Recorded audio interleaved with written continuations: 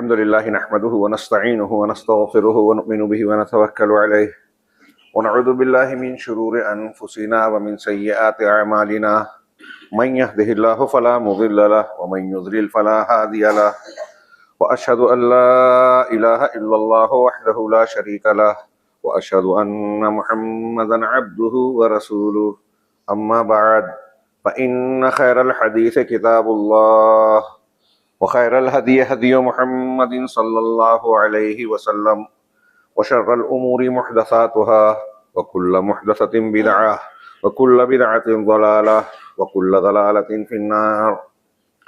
अऊज़ु बिल्लाहि मिनश शैतानिर रजीम। बिस्मिल्लाहिर रहमानिर रहीम। वलतकुम मिनकुम उम्मतुन यदऊना इलल खैर व यअमुरूना बिल मअरूफ व यनहौना अनिल मुनकर व उलाइका हुमुल मुफ्लिहून।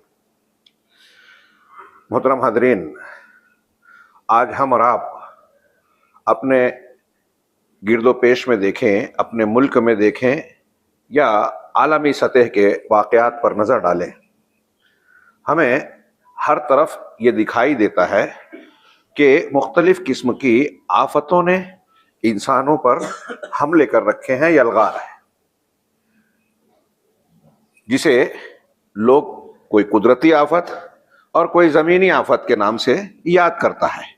एक मोमिन होने की हैसियत से हम और आप ये अकीदा और ईमान रखते हैं कि दुनिया में किसी वाक़े का बज़ाहिर सबब कुछ भी हो, कोई हुकूमत उसकी वजह बने, हाँ, कोई जो है आबो हवा की तब्दीली, पहाड़ों की कटाई, हाँ, या किसी और चीज़ को हम ज़रिया वजह माने, लेकिन ये अकीदा रखते हैं कि वजह बनाने वाला भी अल्लाह है और नतीजा देने वाला भी अल्लाह है। ये बात सही है, ज़हर अल फसाद फिल बर्रि वल बहरि बिमा कसबत ऐदीन नास, कि ज़मीन में, खुश्की में और तरी में जो भी फसाद, बिगाड़, खराबी पैदा हो रही है, ज़ुहूर पजीर हो रही है, वो लोगों की अपनी कारस्तानियों का नतीजा है। अल्लाह रब्बुल आलमीन ने मुख्तलिफ आमाल के नताइज मुकर्रर कर रखे हैं, वो कानून तब्दील नहीं होता। जहर खाने से अगर 1000 साल पहले कोई मरता था, आज भी मरेगा। शहद की जो तासीर पहले थी, आज भी वही है। ठीक ऐसे ही आमाल के नताइज हैं, उसके नतीजे बरामद होने वाले हैं। आजकल हमारे गिरदो पेश में जो खबरें आती हैं, अगर कोई एक खबर एक इंसान संजीदगी से ले लेवे, खास तौर से साहिब ईमान, कुरान और हदीस को मानने वाला, तो वो अपनी जिंदगी का जायजा और मुहासबा करेगा। ये सोचेगा कि ये वाकयात क्यों रूनुमा हो रहे हैं और हमारी क्या गलतियां हैं। सिर्फ एक आपसे करीब इलाका गालिबन होगा, केरला का, वायनाड का। अभी कुछ दिन पहले वहां जो उफ्ताद आई, कोई मामूली वाकया नहीं है, एक इंसान के लिए जो है आंखें खोल देने वाला, इंतहाई इबरतनाक, कि एक ही रात में कुछ देर में इस तरह का तूफानी मामला हुआ, पानी और हवा का शिद्दत के साथ, कि कई गांव, 2-3 गांव के बारे में कहते हैं कि पूरा पूरा गांव गायब हो गया, घर के घर जमीन में धंस गए। लाशें बहुत सारी अब तक नहीं मिल सकी, बहुत सारे लोग लापता हैं। कुछ लोगों की लाशों के टुकड़े मिल रहे हैं, किसी का हाथ मिला, किसी का पैर, किसी के जिस्म का कुछ शनाख्त नहीं हो रही। जो लाशें मिल रही हैं वो पहचान में नहीं आ रही है। क्या हमारे और आपके साथ ऐसे वाकयात नहीं हो सकते? कितने इलाकों में, दुनिया के कई इलाकों में, चाइना में और बर्मा में, कई इलाकों में खतरनाक किस्म का सैलाब। हमारे यहाँ हिंदुस्तान के कुछ हिस्सों में सैलाब है, कहीं पानी की किल्लत है, कहीं जलजले का झटके की खबरें आती हैं, कहीं जो है इंसानी झगड़ों और जो है एक दूसरे के मफादात का टकराव है। हम तकरीबन साल भर से रोना रो रहे हैं गजा और फलस्तीन के मामले का। उसमें एक तरफ तो जो साजिशें और मुसलमानों के खिलाफ जो कुछ हो रहा है वो एक तरफ, साथ ही साथ हमारे दरमियान कुछ ऐसे आलायकार हैं जो दुश्मनों के एजेंडे के मुताबिक काम करते हैं और अपनों पर इल्जाम तराशियों से चूकते नहीं है। कोई भी वाकया और मामला हो जाए, उनकी बसीरत और बसारत पर कोढ़ लगा हुआ है, मनहज को समझते नहीं है, अकीदे और बुनियाद को, किस बुनियाद पर किसी से दोस्ती करना है, किससे दुश्मनी करना है। वो अहले तौहीद को गालियां देते हैं और अहले शिर्क और बिदत को, जो दुश्मनों के आलायकार हैं और दिखावा करते हैं कि हम वो सच्चाई और इस्लाम पसंदी का मुजाहरा करते हैं, उनसे धोखा खाते हैं। ये सारी सूरत हाल फिर अपने अपने घरों में झांकिए। हमारे यहाँ क्या इन वाकयात के तनाजुर में वो रद्द अमल है जो होना चाहिए? अल्लाह रब्बुल आलमीन ने फरमाया, अवला यरौना अन्नहुम युफ्तनूना फी कुल्लि आमिन मर्रतन औ मर्रतैन सुम्मा ला यतूबूना वला हुम यज़क्करून। ये जो कुछ वाक़यात की तरफ मैंने इशारे किए, इसको सामने रख के इस आयत पर पढ़िए कि हमारा और आपका जायजा क्या, दूसरों का जायजा हम मत ले, हमको अपना हिसाब करना चाहिए, मुहासबा करना चाहिए। लेकिन हम उल्टा करते हैं। सहाबा कराम नेकियां करके रोते थे कि हमने कोई गलती तो नहीं की। हम नेकियां भी नहीं करते हैं, मुतमईन रहते हैं और दूसरों की गलतियां ढूंढते हैं।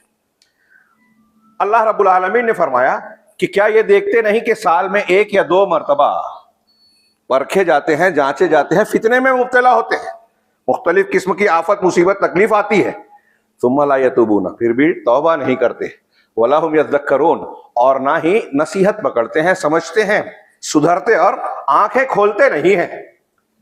सोचिए कि ये वाकयात क्या हमको तौबा पर उभार रहे हैं? ये अल्लाह रब्बुल आलमीन सरजनिश कर रहे हैं। इसका मतलब इस किस्म के वाकयात एक मोमिन बंदे के लिए ताज़ियाना है, जागने का अलार्म है कि हम इस पर गौर करें कि परवरदिगार ने जिस तरह वहां किया हमसे हमारे साथ भी हो सकता है। हम गफलत में ना रहें। हुकूमत हमारे खिलाफ कानून बना रही है, बहुत सारे इकदाम कर रही है, फिरका वाराना रंग दिया जा रहा है, मुसलमानों के खिलाफ नफरत, सब सही है। हमने इसके ताल्लुक से किया क्या? जब हम तौबा करेंगे, नसीहत पकड़ेंगे, तो हमारे अंदर एहसास जिम्मेदारी आएगा। ये सोच आएगी कि हमारे फराइज और जिम्मेदारियां क्या है। ये सोच आएगी कि हमारी जिंदगी के ये कीमती लम्हात जो अल्लाह ने एक मौके के तौर पर दिए हैं, हम गैर जरूरी लायानी कामों में जाया ना करें।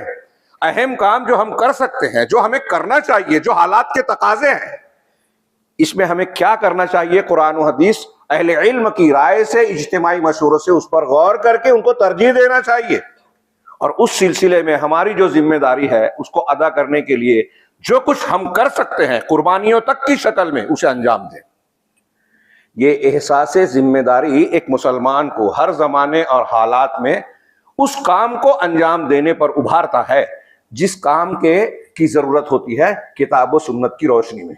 इस तनाजुर में मेरे जुमा के खुतबे का आज उन्वान है, रखा गया कि जंग आज़ादी में मुसलमानों का किरदार। आमतौर से ये उन्वान लोगों को लगेगा ये खुतबा जुमा का उन्वान नहीं है, लेकिन मैंने जिस तमहीद को पेश किया उसके तनाजुर में देखिए कि मुसलमान जो हमारे कुछ पहले की कुछ पीढ़ियां गुजरी हैं, चंद पीढ़ियों पेशतर, उन्होंने जो इस मुल्क हिंदुस्तान में कुर्बानियों की राह को सजा के रखा और ऐसे ऐसे कारनामे अंजाम दिए कि बकौल मौलाना अली मियां नदवी रहमहुल्लाह के मुसलमानों के अहद अव्वल सहाबा कराम और ताबईन के दौर की याद ताज़ा हो जाती है। तसव्वुर में नहीं कर सकते। वो जो जिम्मेदारियां निभाई, कुर्बानियां की, उसका नतीजा हिंदुस्तान के इस्तेखलास, आज़ादी की शक्ल में नमूदार हुआ। लेकिन फिर साजिशों ने अपना काम किया कि इस आज़ादी के जो असल हीरो थे, जिन्होंने कुर्बानियां दी थी, कुर्बानियों की राह सजाई थी, जान माल हर एतबार से जो बेमिसाल थी, उनको न सिर्फ फरामोश कर दिया गया बल्कि पूरी कौम को मुजरिम के कटेरे में खड़ा कर दिया कि ये हिंदुस्तान की तकसीम के जिम्मेदार है। मुसलमानों ने अपना हक पाकिस्तान और बांग्लादेश की शक्ल में ले लिया। अब इस मुल्क में उनका हिस्सा नहीं है। और उसके बाद जो नफरत फैलाई गई, आज क्या कहां तक सूरत हाल पहुंच गई कि मुसलमान दिफाई पोजीशन में अपनी एक एक चीज पर रो रहे हैं, बेबसी का शिकार है। कहीं जानों पर हमला, कहीं माल पर हमला, कहीं हुजूमी तशद्दुद, कहीं मासूम लोगों की गिरफ्तारी, कहीं मुख्तलिफ किस्म की साजिशें, कहीं दीन के मामलात में दखल अंदाजी, कहीं मस्जिद का मसला, कहीं कोर्ट के फैसले हमारे खिलाफ। हम सिर्फ रो रहे हैं, बेबसी का शिकार हैं, लेकिन ये नहीं गौर करते कि ये ताज़ियाने क्यों आ रहे हैं। हमारे पुरखों ने अपनी जिम्मेदारियों को समझा था, क्या हम समझ रहे हैं? अगस्त का महीना है, अभी जो 15 अगस्त आएगा, यौम आज़ादी के तौर पर पूरे मुल्क में कौमी दिन के तौर पर, जश्न के तौर पर मनाया जाएगा। इस दिन को यौम आज़ादी करार देकर आज़ादी के हीरोज का, हुर्रियत के अबताल का तज़किरा किया जाएगा। लेकिन अफसोस, दूसरों की बात छोड़िए, मेरे हाथ में कुछ कागजात है, मेरे अपने लिखे हुए कुछ मज़ामीन पहले के। इसमें मैंने लिखा कि भाई ये अजीब बात है कि जब कुर्बानियों का मौका होता है ना, तो सरफरोश आगे होते हैं और दुनियादार पीछे होते हैं। सरफरोश मुखलिस होते हैं, नाम नमूद की ख्वाहिश चाहत नहीं होती, वो इखलास के साथ अमल करते हैं और हुकूमत से टकराने वालों को वक्त का मुअर्रिख कभी हीरो नहीं लिखता। एक आदमी अंग्रेजी हुकूमत से टकरा रहा था, तो उस दौर का कोई लिखने वाला उनकी तारीफ कर सकता था? नहीं, जो तारीफ करेगा वो भी पकड़ा जाएगा, तो उनको हीरो लिखा नहीं जाएगा, तारीख कलमबंद नहीं होगी। वो मुखलिस थे, उनको बुला दिया गया। और जिनके कारनामे नहीं थे, जो जमीर फरोश थे, यहां तक के जिन्होंने मनफी किरदार निभाया, उनको आजादी मिलने के बाद हीरोज की सफ में डालना शुरू कर दिया गया। हिंदुस्तान की जंग आजादी के अख्तर लोगों को जब आप देखेंगे तो उसमें मुसलमान और गैर मुस्लिम ये बाद में लोग आए। मुसलमानों का अगलब हिस्सा रहा, शुरू से रहा, इसलिए कि इन्हीं की हुकूमत भी ज्यादा थी। और मुसलमान क्यों जंग आजादी में हिस्सा लिए? मैंने कहा खुतबा जुमा का उन्वान नहीं, कुछ लोग समझेंगे ये सियासी टॉपिक है। नहीं, मैं दीनी एतबार से गुफ्तगू कर रहा हूं। उन्हें अपनी दीनी जिम्मेदारी का एहसास था कि एक साम्राज्य जो ताजिर बनने आया था, स्कूलों में पढ़ाया जाता है कि हुकूमत को तिजारत करने आए और हुक्मरान बन बैठे हुकूमत अंग्रेज। शाहजहां के इलाज के बहाने दिल्ली आए, कलकत्ता, और फिर उसके बाद जो है बढ़ते बढ़ते कहां से कहां तक पहुंचे। तो उस हुकूमत के सिलसिले में जो यहाँ के लोगों पर जुल्म ज्यादती हो रही थी, अपनी तहजीब, सकाफत, तालीमी तौर से दबाव, ये इन सारी चीजों के नुकसानात का सबसे पहले एहसास मुसलमानों को होना था। और हुआ कि यहाँ के लोगों पर जुल्म हो रहा है, और कुरान का हुक्म है कि जालिम की और मजलूम की मदद करो, उनसुर अखा का जालिमन औ मजलूमन। तो जालिम को जुल्म से रोकना भी जरूरी है, मजलूम को उसका हक दिलाने की कोशिश करना जरूरी है।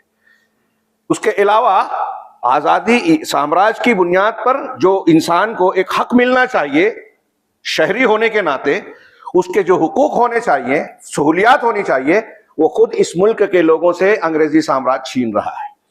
इससे इस्तिखलास का, इससे आजादी का, इस्लामियत का भी तकाजा था, मुसलमान होने का भी, दीन और कुरान और सुन्नत का भी तकाजा था। इसलिए इस सफ में जो उलमा और आम मुसलमान लगे, उनके सामने किसी इस बात की ये वजह नहीं थी कि अंग्रेजों ने हमारी जागीर छीन ली है, हमारी हुकूमत और रजवाड़ा चला गया है, जैसा बहुत सारे हुक्मरान, महाराजे, नवाब, मुस्लिम और गैर मुस्लिम इस बुनियाद पर लड़ रहे थे। उलमाए कराम की ये बुनियाद नहीं थी। उनकी बुनियाद थी कि हमको अपने वतन को वापस लेना है, अपने हुकूक बहाल करना है, जुल्म का खात्मा करना है। आजादी और इस्लामियत दोनों चीजें जुड़ी हुई थी, और इस बुनियाद पर ये मैदान में उतरे। उनका एहसास जिम्मेदारी, मैंने अर्ज किया कि ताजिर बन के आए थे, हुक्मरान बन बैठे। स्कूलों में पढ़ाया जाता है, शुरुआत करते हैं 1857 से जंग आज़ादी की शुरुआत यहाँ किताबों में पढ़ाया जाता है। गैर मुस्लिम और मुसलमानों को, बहुत सारे लोगों को यही सबक पढ़ाया गया। जबकि अगर देखा जाए तो आज़ादी की जंग उससे बहुत पहले शुरू हो चुकी थी। ये हमें और आपको जानना चाहिए। हमारे असलाफ की कुर्बानियां, इस हिंदुस्तान में जो मुसलमानों की आज़ादी की कोशिश है, इन मुसलमानों में बतौर ख़ास अहलुल हदीस की जो कोशिशें हैं वो हैरत अंगेज है। लेकिन अजीब बात यह है, हैरत की बात यह है कि गैर मुस्लिम तो गैर मुस्लिम, वो तो हमारे कारनामों को दबाएंगे, बयान नहीं करेंगे। मुसलमानों में भी गुरोही असबियत की बुनियाद पर जिनके कारनामे थे उनको गुम कर दिया गया, और जिनका नहीं था उनको हीरो बनाए जाने की कोशिश की जाने लगी। तारीख में चाहे किरदार ना हो, किताबों में किरदार बनाने के लिए तारीख नवेसी की बजाय तारीख साजी की जाने लगी। अपने तौर से हीरोज को बनाया। उलमाए हिंद का शानदार माजी मियां साहब की पढ़िए, हकीकत से कहीं ज्यादा अफसाना है, खींचतान है। जिनका किरदार नहीं है उनको बयान करना एक जुर्म है, जिनका किरदार है उनको फरामोश करना दूसरा जुर्म है, और जिनका किरदार है उन पर इल्जाम तराशियां करना, उनको बदनाम करना, ये और संगीन जुर्म है। और ये मुल्क में हो रहा है, और हम और आप भी इस जुर्म में कुछ ना कुछ शरीक है। आज यहाँ लोग जो बैठे हैं, मैं अगर पूछूं या जानना चाहूं कि कौन से लोग हैं जो हिंदुस्तान की हकीकी तारीख आज़ादी, उलमाए इस्लाम और ख़ास तौर से अहलुल हदीस की कोशिशों से, कुर्बानियों से वाकिफ हैं। आज अगर कभी तस्करा किया जाता है मुल्की सतह पर या सरकारी लेवल पर और अवामी सतह पर, तो बहुत से मुसलमान भी कहते हैं कि दूसरों के साथ हम भी शरीक थे आज़ादी की जंग में। ये सही नहीं है, हमारे साथ दूसरे शरीक हुए। और जिस वक्त हम लोगों ने इस मैदान में कदम रखा, उस वक्त दुनिया के लोग बहुत दूर दूर तक नजर नहीं आते थे। शोरिश काश्मीरी की यह अशार आपने पढ़ा और सुना होगा कि हमने उस वक्त सियासत में कदम रखा था जब सियासत का सिला आहनी जंजीरें थी, सरफरोशों के लिए दार रसन कायम थे, खानजादों के लिए मुफ्त की जागीरें थी, बेगुनाहों का लहू आम था बाजारों में, खून अहरार में डूबी हुई शमशीरें थी। अज उफुक ताब उफुक खौफ का सन्नाटा था, रात की कैद में खुर्शीद की तनवीरें थी। ये जो शोरिश कश्मीरी के अशार हैं, ये खास तौर से वहाबी मुजाहिदीन आज़ादी के लिए है कि जिस वक्त इन्होंने मैदान अमल में कदम रखा, लोगों को आज़ादी का शऊर भी नहीं था। मैं हल्का सा तस्करा करूं, अंग्रेज जब आए तो इनके लिए सबसे पहले रोड़ा भी बनने वाले ज्यादातर मुसलमान थे। 1717 में सिराजुद्दौला, नवाब सिराजुद्दौला, इन्होंने कलकत्ता में अपना मकाम बनाया था। बंगाल में इनकी हुकूमत बनी। इनको जंगे पलासी, जंगे बक्सर, आप स्कूलों में भी पढ़ते हैं कुछ कुछ तस्करा। सिराजुद्दौला, नवाब सिराजुद्दौला, अलीवर्दी और उन लोगों का सामना अंग्रेजों को करना पड़ा। ये एक हिस्सा हुआ, मैं उसकी तफसील में नहीं जाता, सिर्फ जिक्र कर रहा हूँ, उन्वान बता रहा हूँ। फिर उसके बाद जुनूब में आपके इलाके में, ये रियासत मैसूर का इलाका, टीपू सुल्तान वाला, इनकी शहादत 1799 में हुई। और शहादत टीपू सुल्तान के बाद जो उस वक्त का अंग्रेजी अफसर था, उसने सीने पर उनकी लाश पर पैर रखकर कहा कि अब हिंदुस्तान हमारा है। वो अभी तक रोड़ा था, रुकावट थी, अब हिंदुस्तान हमारा है। दूसरे इलाकों में या तो इनका कब्जा हो चुका था, या यहाँ के रजवाड़े और महाराज या नवाब जो भी थे वो अंग्रेजों के बाजगुजार से बन गए थे, उनके अंडर में काम कर रहे थे, टैक्स दे रहे थे और उनकी बहुत सारी चीजें नाफिज कर रहे थे। फिर इसके बाद, ये 1799 की बात है, 1802 में बंगाल ही के इलाके में जो अंग्रेजों की जानिब से जालिमाना लगान का सिलसिला कायम हुआ, तो वहां हाजी शरीयतुल्लाह, मौलवी शरीयतुल्लाह, जो नौजवानी की उम्र में सऊदी अरब चले गए थे, मक्का मदीना, और वहां 20 साल तक रहे, वहीं तालीम हासिल की, मनहजे सलफ के मुताबिक इल्म हासिल किया, कुरान और हदीस वाला, और 20 साल के बाद वापस लौटे थे। उन्होंने फराइजी तहरीक के नाम से शुरू किया, एक जमात अपने इलाके में बनाई, अंग्रेजों के खिलाफ लगान देने से इनकार किया, उनका मुकाबला किया। वो और उनके बेटे मौलवी मोहसिन, इन दोनों ने मुकाबला किया। फिर उसके बाद तीतू मियाँ, दादू मियाँ इनका लकब है। फिर उसके बाद निसार नाम के एक शख्स ने, इन लोगों ने क़यादत की और अंग्रेजों से बाकायदा कई जगहों पर इनकी मुठभेड़ हुई, कहीं नुकसान उठाया, कहीं नुकसान पहुंचाया। ये 1802 की बात बता रहा हूँ, 1802 और उसके बाद के चंद साल। इधर इसी दरमियान खानदाने वलीउल्लाही, जो दीन, कुरान और सुन्नत का एक अलमबरदार था, शाह वलीउल्लाह मुहद्दिस देहलवी रहमहुल्लाह, अगरचे कुरान और सुन्नत के मसलक को पसंद करते थे, लेकिन अमलन उसे इख्तियार नहीं कर सके। किताबों में उन्होंने लिखा कि अगर आपको वसीयत की कि अगर आपको कोई मसलक इख्तियार करना है तो अहलुल हदीस का, मुहद्दिसीन का मसलक इख्तियार करना ये हक है। उन्होंने लिखा कि रफुल यदैन करने वाले न करने वालों के मुताबिक के मुकाबले में मुझे ज्यादा पसंद है, इसलिए कि रफुल यदैन करना हदीसों से साबित है, उसकी हदीसें ज्यादा भी हैं और सही भी है, लेकिन खुद अमल नहीं कर सके। माहौल कैसा था अंदाजा लगाइए कि जब उन्होंने कुरान का फारसी तर्जुमा किया हिंदुस्तान में पहली मर्तबा, तो उन पर कातिलाना हमला किया गया। किस लिए? कि अरे ये शख्स अल्लाह के कलाम को समझने की कोशिश कर रहा है, कुरान की तफहीम और तालीम की बात करता है, कातिलाना हमला किया गया। कितना मुश्किल था कुरान और हदीस पे चलना उस जमाने में।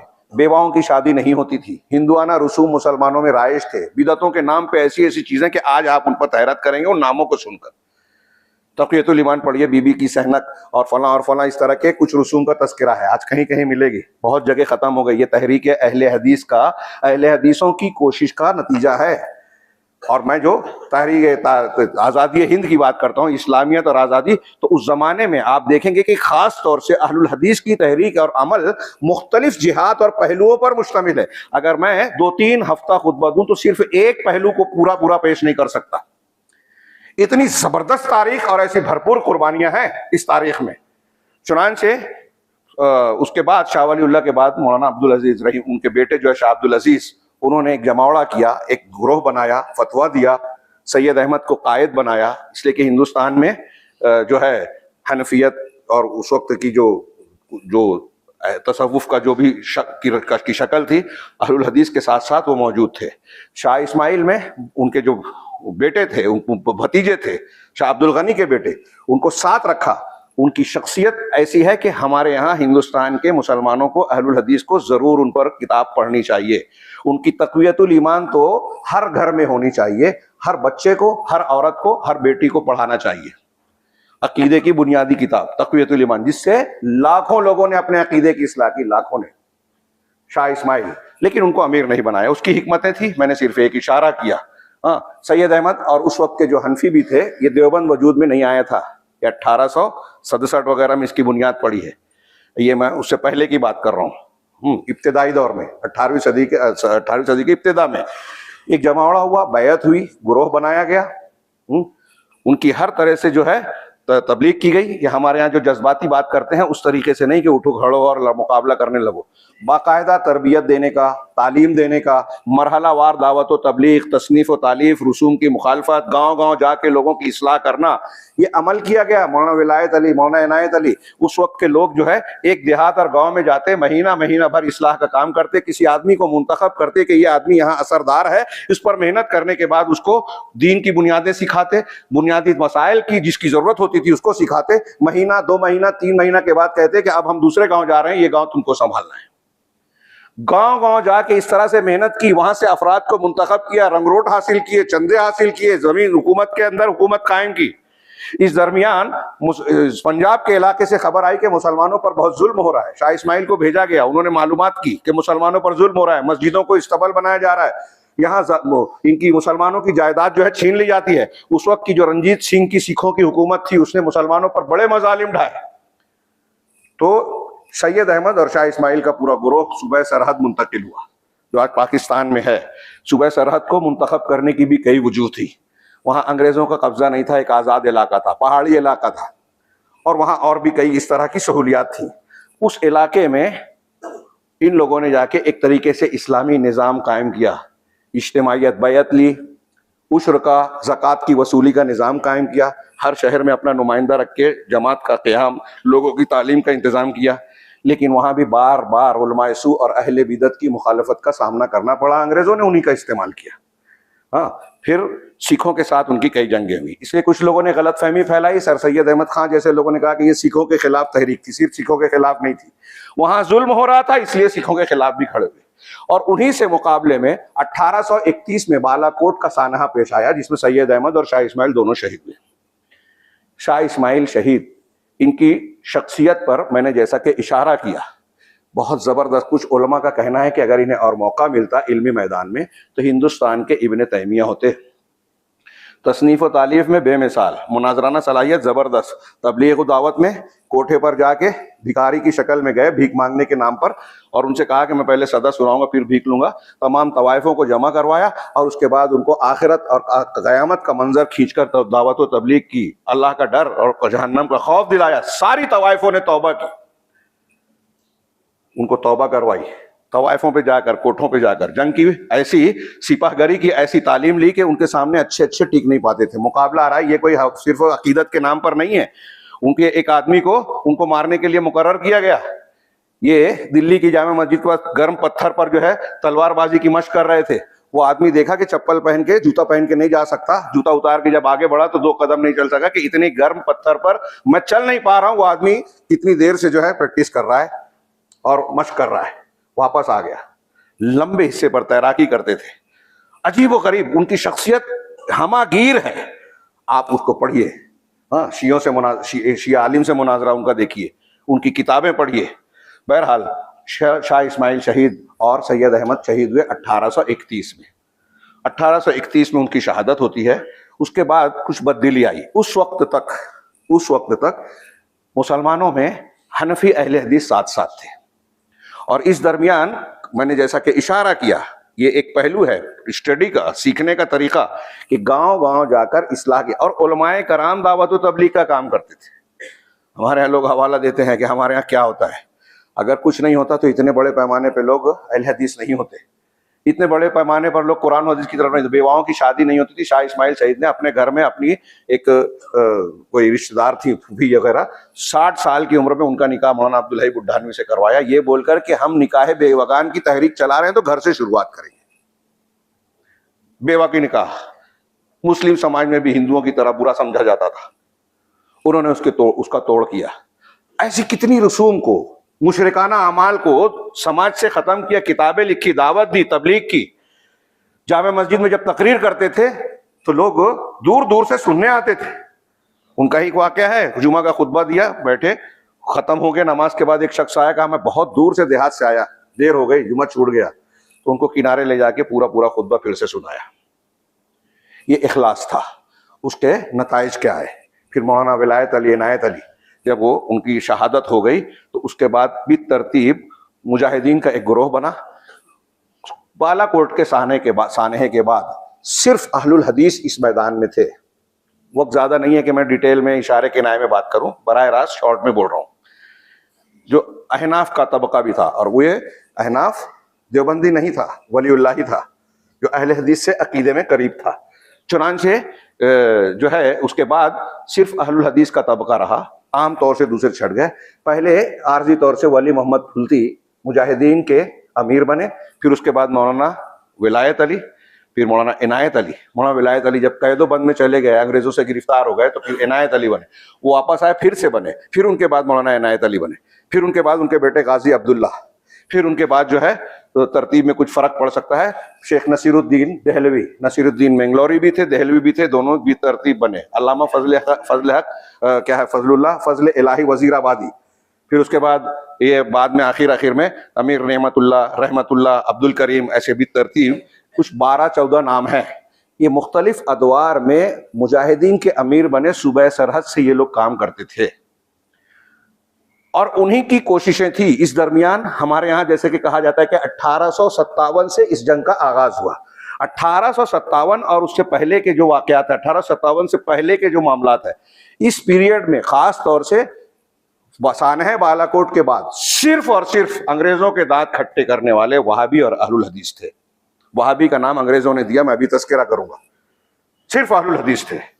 चुनांचे अहलुल हदीस की, इन लोगों की, लोग इसको गैर जरूरी या ये कहने चाहिए कि गैर अहम बनाने के लिए बहुत से इल्जामात लगाते हैं। बाज मुजाहिदीन से, बाज उलमा से कुछ गलतियां इस्तेस्नाई हुई है, उन गलतियों को बनाकर पूरे मुजाहिदीन को, मुल्क को इल्जाम देने की कोशिश की जाती है। जैसे मैंने कहा कि कुछ लोग कहते हैं कि सिर्फ सिखों के लिए थी, कुछ लोग और कुछ कहते हैं हाँ हिंदू फिरका परस्तों की जानिब से पीछे आया। असल में वहाबियों का, जो अंग्रेजों ने वहाबी नाम दिया था, इनका किरदार इतना वाज़ेह था कि आज भी अंग्रेजों के और गवर्नमेंट के जो रिकॉर्ड है ना, उसमें नाम मौजूद है।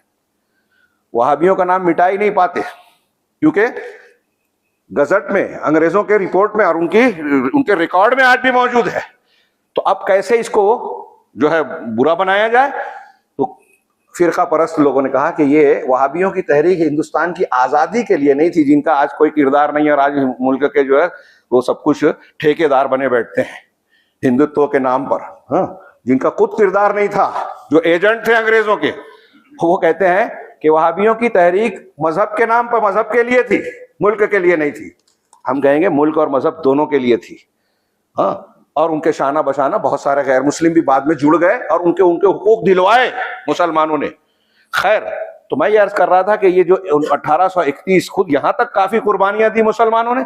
फिर उसके बाद से 1857 के दरमियान न कोई गैर मुस्लिम था इस मैदान में, न कोई गैर अहले हदीस था।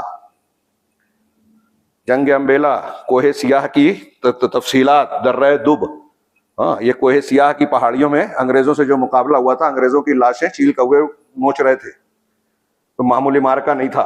उसी के बाद मौलाना विलायत अली की जो है गिरफ्तारी अमल में आई। जंग अम्बेला 200-250 मुजाहिदीन गाजी अब्दुल्ला की क़ियादत में, हाँ, सूबे सरहद के इलाके में, उस वक्त के उस इलाके के पठान पहाड़ियों पे खड़े होकर तमाशा देख रहे हैं। पठान बोलते हैं बहुत बहादुर होते हैं, उन्हें हिम्मत नहीं थी कि इसमें हिस्सा ले। धूल धूल हो गया। अगरचे ये जंग मुसलमान या गाजी अब्दुल्ला का ग्रोह हार गया, लेकिन जो मुकाबला किया वो बेमिसाल था। उसकी तफसील पढ़ने के लायक है, मैं यहाँ बयान नहीं कर सकता। इस पीरियड में, इसके बाद जब आगे मामला बढ़ता है तो इसमें अम्बाला केसेस एक अंग्रेजों के सामने मतलब भांडा फूटा। इन लोगों का कुछ खुतूत पकड़े गए जो इशारे किनाए में लिखे जाते थे, उसके जरिए से गिरफ्तारियां अमल में आई। हाँ, फिर मौलाना यहया अली उसका एक मरकज थे।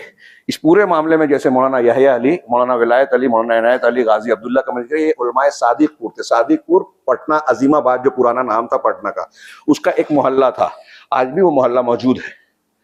तो ये उलमाए सादिकपुर जो खालिस अहले हदीस थे, हाँ, सब लोग तस्करा करते हैं, ये नहीं बताते कि वो क्या थे। तो उनके यहाँ उन्हीं के खानदान के मौलाना यहया अली भी थे।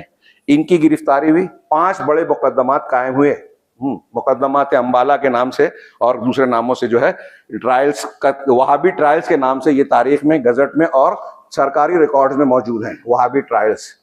इसमें जिन लोगों की गिरफ्तारियां अमल में आई और उसकी जो तफसीलात सामने आई, हुकूमत के अंदर एक हुकूमत, चंदा जमा करने का तरीका, नौजवानों को हासिल करने का, जिसमें खवातीन तक मदद करती थी, और ऐसे जबरदस्त अंदाज से इन्होंने अंग्रेजों के खिलाफ एक हुकूमत के अंदर हुकूमत जैसा निजाम कायम कर रखा था कि उनके होश उड़ जाते थे जब मालूमात होती थी।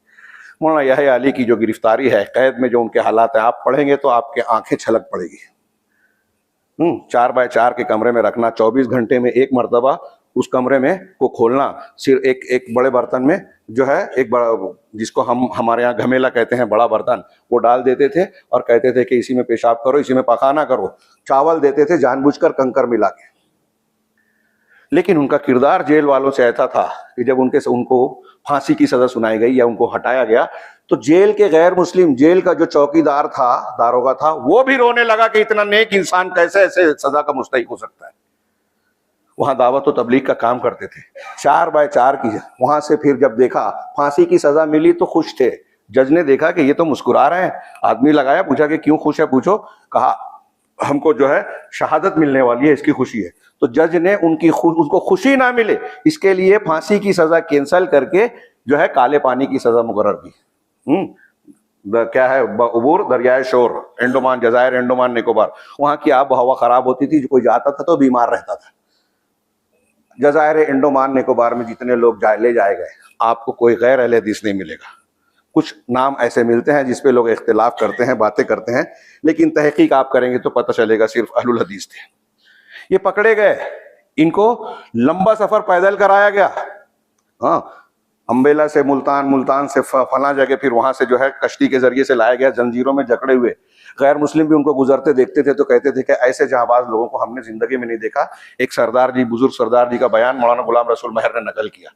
तो खैर, ये इनकी कुर्बानियां, मौलाना अहमदुल्ला, एक सादिकपुरी भी थे, मौलाना अहमदुल्ला मद्रासी भी थे, इनकी भी जबरदस्त कुर्बानी रही। 1857 में जब आग का गोला भड़का पूरे हिंदुस्तान में, कहते हैं कि गाय की चर्बी और सुअर की चर्बी का मसला था फौजियों के दरमियान। आमतौर से यह बयान किया जाता है, मीरठ से शुरू हुआ, फिर लखनऊ और दूसरे इलाकों में भी फैला, कानपुर, मीरठ, लखनऊ और दूसरे मकामात पर। फिर इसमें मुसलमान, गैर मुस्लिम, हिंदुस्तान के दूसरे सारे तबकात जो है शरीक होते गए। लेकिन इसमें भी जो आग लगाई गई थी कि कहां से लगी थी, 1857 का हंगामा, या उसको तहरीक आजादी हम कहते हैं, उस वक्त गदर कहा जाता था। अंग्रेजी हुकूमत उसको गद्दारी कहती थी, तो बहुत से लोग गदर का वाकया कहते हैं। तो उसके बाद विलियम हंटर को जिम्मेदारी दी अंग्रेजी हुकूमत ने कि इस बगावत के असबाब क्या है पता लगाया जाए, इसके पीछे असल वजह क्या है, बुनियाद क्या है। तो उसकी वजह और बाज वाकयात, मैं घड़ी देख रहा हूं तो मौका नहीं नजर आता कि तफसील में जाऊं। बाज वाकयात से और उसकी जो तफसीली रिपोर्ट है, और इंडियन मुस्लिम्स किताबी शक्ल में छपी हुई है, उसके तर्जुमे भी हुए हैं हमारे हिंदुस्तानी मुसलमान। उसमें उसने कहा कि अंग्रेजी हुकूमत और साम्राज्य को इस मुल्क में अगर किसी से खतरा है तो वो सिर्फ और सिर्फ वहाबी हैं। वहाबी से मुराद अहले हदीस। वहाबी का नाम क्यों दिया? ताकि दूसरे लोग नफरत करें, बरेलवी, देवबंदी, दूसरे लोग मोहम्मद बिन अब्दुल वहाब की तरफ निस्बत करके उस वक्त तो उनको बहुत बदनाम किया गया था हिंदुस्तान में। तो कहा ये वहाबी हैं, इनका साथ मत दो। वहाबी का नाम अंग्रेजों ने दिया और फिर वहाबी कह के इनकी गिरफ्तारियों का अमल शुरू हुआ 1857 के बाद। उसी से बचाने के लिए मौलाना मोहम्मद हुसैन बटालवी रहमहुल्लाह ने केस का लगाया अंग्रेजी अदालत में कि हम वहाबी नहीं, हम अहले हदीस हैं, ताकि मुजाहिदीन को बचाएं। वो एक खास पस मंजर और खास वजह थी। तो आज बहुत सारे हमारे अहले हदीस मुखालिफिन ये कहते हैं कि देखो अंग्रेजों ने कबूल किया, जज ने कहा कि हाँ ये अहले हदीस है, वहाबी नहीं है। तो वो कहते हैं देखो इनका अहले हदीस नाम अंग्रेजों ने दिया है, कहां से कहां फिट करते हैं। खैर 1857 की इस रिपोर्ट के बाद यह भी मालूम हुआ कि कई जगह जैसे मर्दान रेजिमेंट मुल्तान की एक थी, लाहौर की, मुल्तान की, उसको भड़काने में मुजाहिदीन का हाथ था। वहां के हिंदुस्तानी फौजी जो अंग्रेजों के लिए काम करते थे, उनके अंदर बगावत का जो की आग जलाई, उसका असल काम, असल मुहर्रिक जो है मुजाहिदीन थे, और वो जगह जगह काम कर रहे थे। 1857 में दिल्ली में बहादुर शाह जफर ने जिस शख्स को क़यादत दी, जनरल बख्त, उनको जो फतवा दिया गया, उस फतवे में जिन उलमा के दस्तखत थे, आज भी रिकॉर्ड पे हैं। कुछ लोग दूसरों अपना भी गुरोह शामिल करने की कोशिश करते हैं।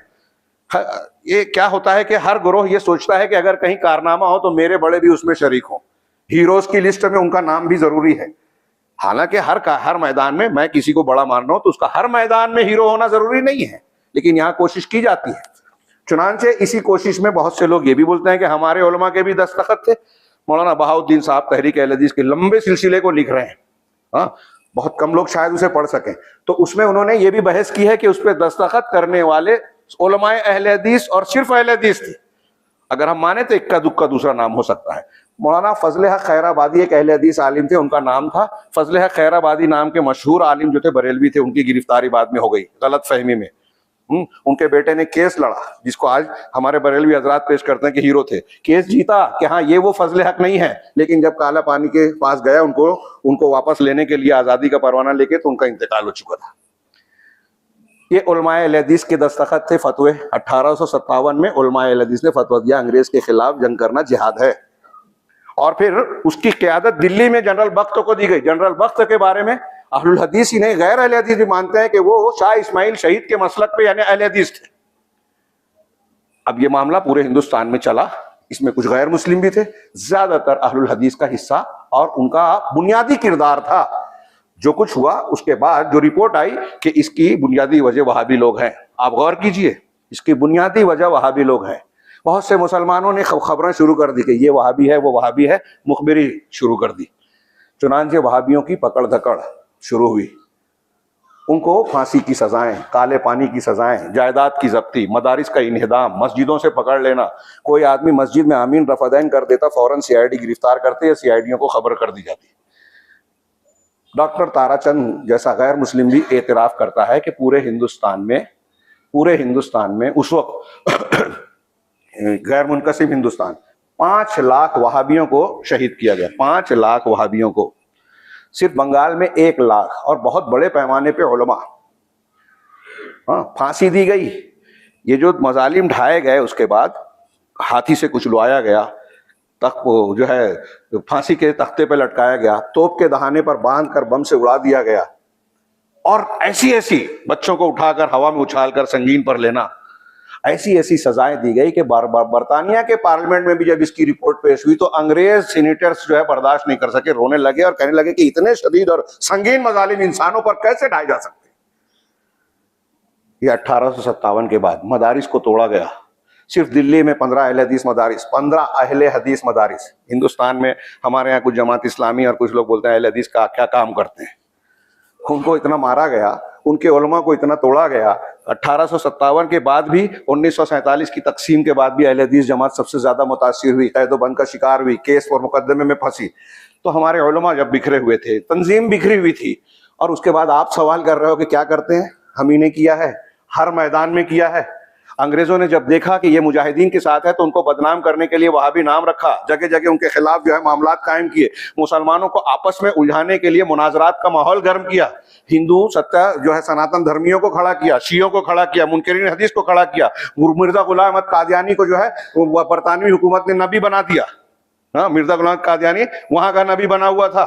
उसने खुद लिखा है कि हमने हुकूमत अंग्रेजिया को की हिमायत में इतना कुछ लिखा कि अलमारियां भर दी।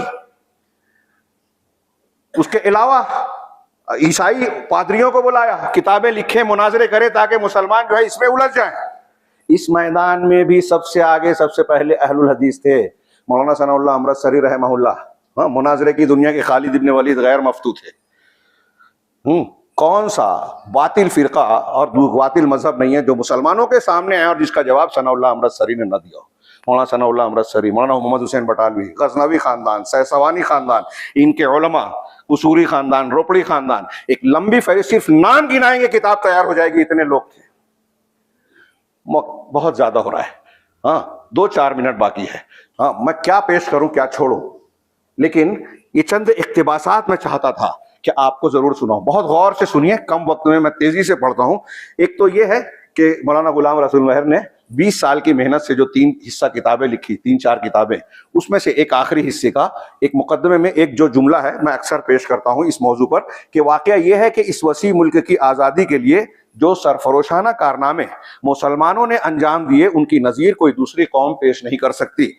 और मुसलमानों की कुर्बानियों के मुकाबले में दूसरी कौमों की कुर्बानियां समुंदर में चंद चुल्लुओं से ज्यादा वक़्त नहीं रखती। दूसरी कौमों की कुर्बानियां समुंदर में चंद चुल्लुओं से ज्यादा वक़्त नहीं रखती। इस सिलसिले में कुछ इक्तिबासात, हाँ, अहलुल हदीस के अलावा गैर अहले हदीस उलमा में भी मैंने 2-4 नाम के कुछ इक्तिबासात लिखे हैं। एक ये कि सैयद मौलाना सैयद सुलेमान नदवी रहमहुल्लाह लिखते हैं, अहले हदीस के नाम से मुल्क में इस वक्त भी जो तहरीक जारी है, हकीकत की रूह से वो कदम नहीं, सिर्फ नक्शे कदम है। मौलाना इस्माइल शहीद जिस तहरीक को लेकर उठे, वो फ़िक़्ह के चंद मसाइल ना थे, जैसा कि हमारे यहाँ लोग मशहूर करते हैं कि यामीन रफ़ादैन पे बहस करते हैं। ये हमारा इम्तियाज़ नहीं है, अहले हदीस का इम्तियाज़ अकीदा है, मनहज है, बल्कि इमामत कुबरा, तौहीद खालिस और इत्तिबाए नबी की बुनियादी तालीमात थी। ये सैयद सुलेमान नदवी के अल्फाज हैं।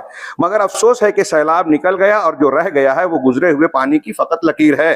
बहरहाल इस तहरीक के जो असरात पैदा हुए, उस ज़माने से आज तक हमारे दौरे इदबार की साकिन सतह में उससे जो जुम्बिश हुई, वो हमारे लिए बजाय खुद मुफीद और लायक शुक्रिया है। बहुत सी बिदतों का इस्तीसाल हुआ, अहले हदीस की तहरीक से बहुत सी बिदतों का इस्तीसाल हुआ, तौहीद की हकीकत निखारी गई, कुरान पाक की तालीम और तफहीम का आगाज हुआ, कुरान पाक से बराह रास्त हमारा रिश्ता दोबारा जोड़ा गया, हदीस नबवी की तालीम और तदरीस और तालीफ और इशाअत की कोशिशें कामयाब हुई, और दावा किया जा सकता है कि सारी दुनिया इस्लाम में हिंदुस्तान को सिर्फ इस तहरीक अहले हदीस की बदौलत ये दौलत नसीब हुई। नीज़ फ़िक़्ह के बहुत से मसलों की छानबीन हुई। ये और बात है कि कुछ लोगों से गलतियां भी हुई, लेकिन सबसे बड़ी बात यह है कि दिलों से इत्तिबाए नबवी का जो जज्बा गुम हो गया था, वो साल तक के लिए दोबारा पैदा हो गया। मगर अफसोस कि अब वो जा रहा है। इस तहरीक की हमागिर तासीर ये भी थी कि वो जिहाद जो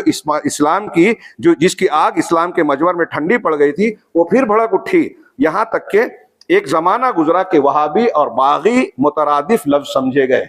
वहाबी बोलना मतलब बागी है ये हुकूमत का, हाँ, और कितनों के सर कलम हो गए। ये एक चंद जुमले, ये जो मैंने थोड़ा सा इशारा किया उसकी तरफ इशारा कर रहे हैं अल्लामा सैयद सुलेमान नदवी। कितनों के सर कलम हो गए, कितनों को सूलियों पर लटकना पड़ा, कितने पा बजौला दरियाए शोर उबूर कर दिए गए या तंग कोठरियों में उन्हें बंद होना पड़ा।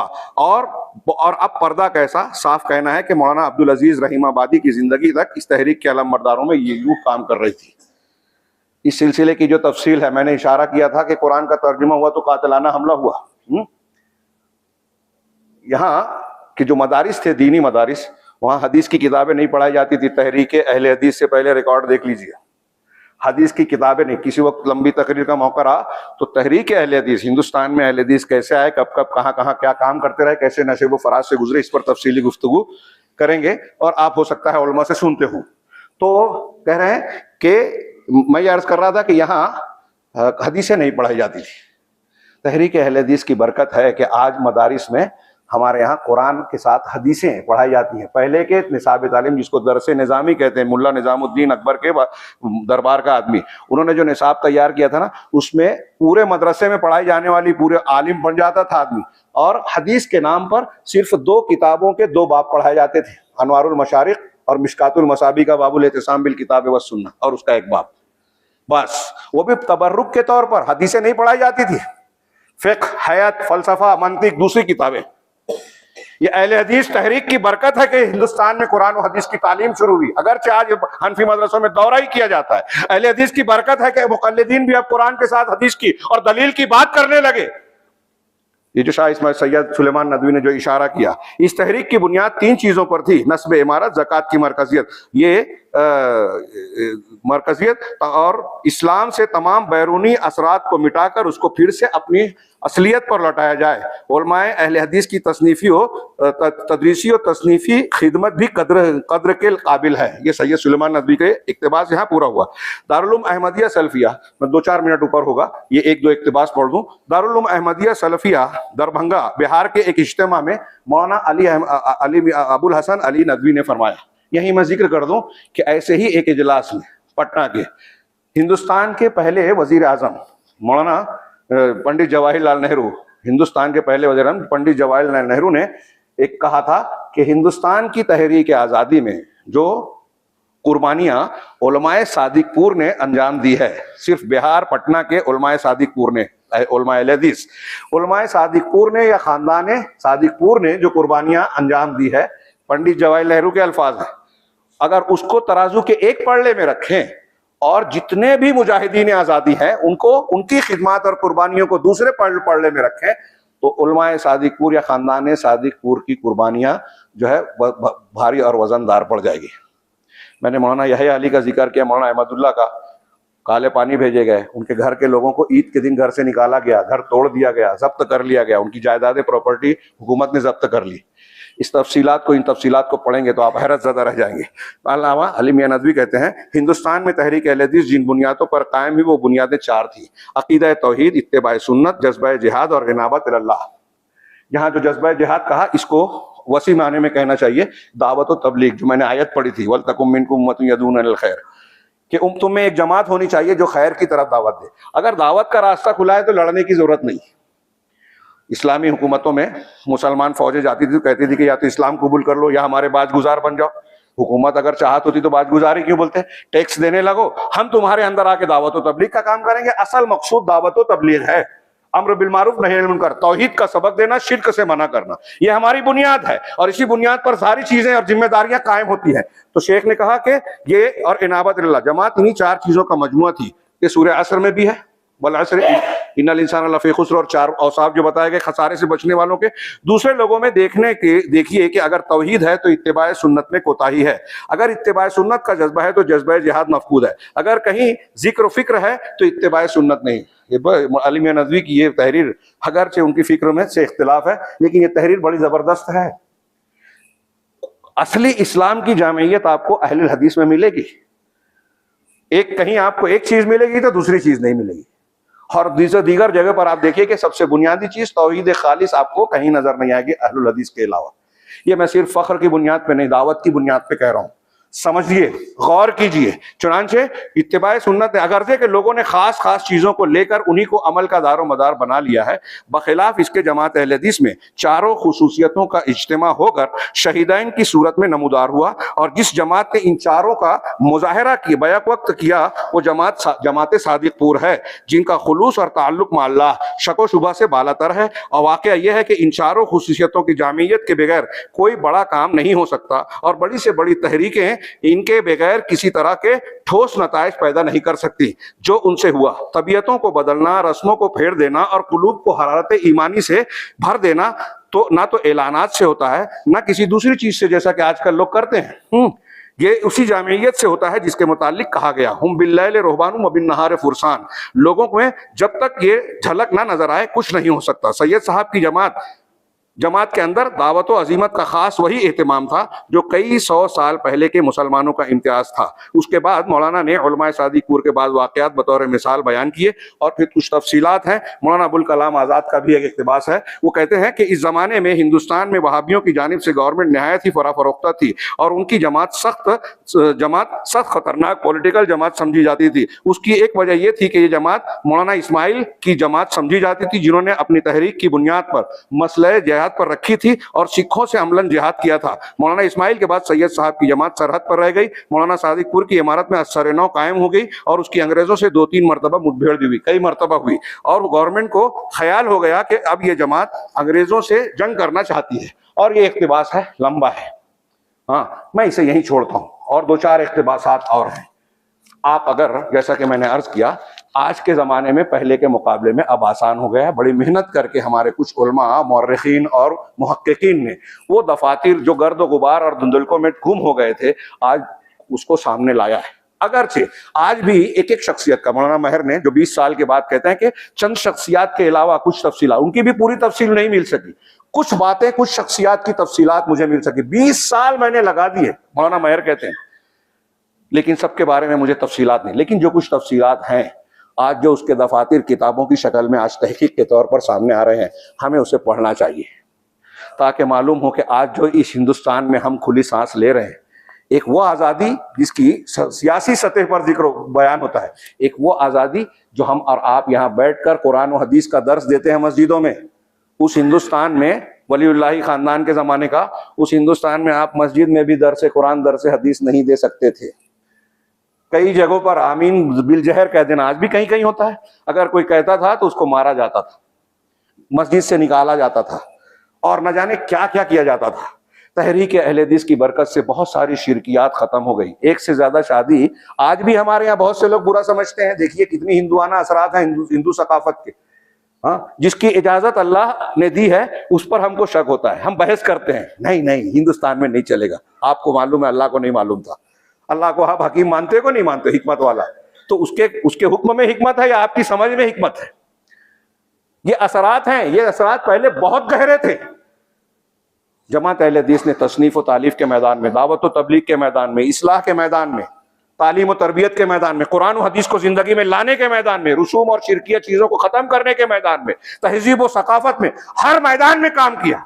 और इस सिलसिले में अलग अलग लोगों के अगर सिर्फ मैं नाम लूं बहुत कम है। मुझे अफसोस है कि बहुत कुछ कहने के बावजूद बहुत बाकी है। ये एक समंदर है और कुछ चीजें मैंने पेश की है, सिर्फ इशारे किए हैं। मैं ये अर्ज करना चाहता हूं कि वो कुर्बानियां जिसको हम कुर्बानी समझते हैं, जान और माल की कुर्बानियां तो दी ही हैं, हाँ, उसमें उसके अलावा जमीनी सतह पर जो हम दावत व तबलीग का काम कर सकते हैं बगैर कुव्वत के, बगैर उस ताकत के, क्या हम वो भी करने से आजिज हैं?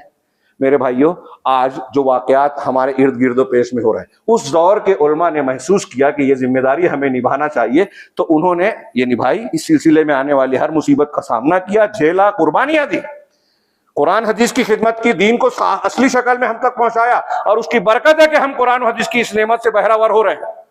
लाखों लोग शहीद किए गए, लाखों।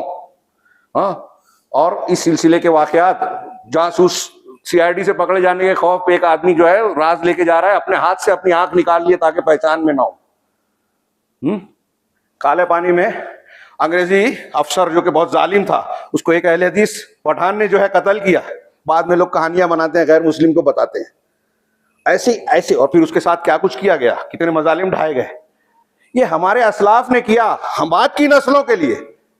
हम भी उसकी नाकदरी कर रहे हैं, आज सिर्फ शिकवा कर रहे हैं। और जो दूसरे हैं अगियार हैं, वो हमारे इन कारनामों पर, कुछ वाकयात की बुनियाद पर लोगों को धोखा देते हैं कि पाकिस्तान बन गया, ये बन गया तो मुसलमानों का कसूर है, और ये औकाफ जो है उनके यहाँ से जो छोड़ के गए थे उसको ये वक्फ की शक्ल, औकाफ की शक्ल दे दिए, इसलिए उस पर कानून बनना चाहिए। ये झूठ बोला जा रहा है, गलत बातें बयान की जाती हैं। मुसलमानों की कुर्बानियों और उनके असल किरदार से लोगों को अंधेरे में रखा गया है, गलत फहमियां फैलाई जाती हैं। लेकिन हम उनको क्या दोष दें जब हम खुद अपने कारनामों को नहीं जानते, अपनी तारीख से वाकिफ नहीं है और अपने आप को अपनी तारीख से जोड़ने के लिए तैयार नहीं।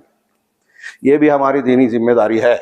और उसका वो वही जो कुरान में कहा गया कि तुम में एक जमात होना चाहिए जो खैर की तरफ बुलाए, नेकी का हुक्म दे, बुराई से रोके। हमारे खैर की दावत, नेकी का हुक्म और बुराई से रोकने का हिस्सा ये भी होना चाहिए कि हमारे समाज और गिरदोपेश में दीन की बुनियाद पर जो जरूरतें हैं उसको पूरा किया जाए, जो मजालिम है उसको रोकने के लिए हम जो कर सकते हैं वो करें। अल्लाह रब्बुल आलमीन से दुआ है कि वो हमें इस जिम्मेदारी को समझने और उसे अदा करने की तौफीक अता फरमाए। अक़ूलु क़ौली हाज़ा व अस्तग़फ़िरुल्लाह लिकुम साइल मुस्लिमीन व सल्लल्लाहु अला नबिय्यिना मुहम्मद बारकल्लाहु लना व लकुम फ़िल क़ुरानिल मजीद व नफ़अना व इय्याकुम बिल आयाति व ज़िक्रिल हकीम इन्नहु तआला जवादुन करीमुन व अलैकुम।